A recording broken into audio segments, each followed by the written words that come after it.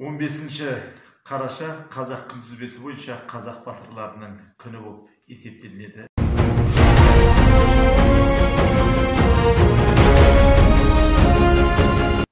Яғни түсіне білген адамға, бағалай білген адамға бұл ерекше қасиетті жақсы мерекелердің бірі.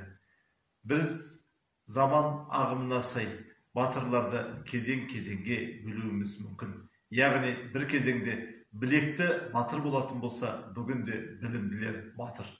Яғни білімді мыңды жығат, білекті бірді жығат деп ата-бабамыз айтқандай. Бүгінде білекпен де жығып батыр болып жүрген, біліммен де батыр болып жүрген қазақтың қаншама азаматтары бар.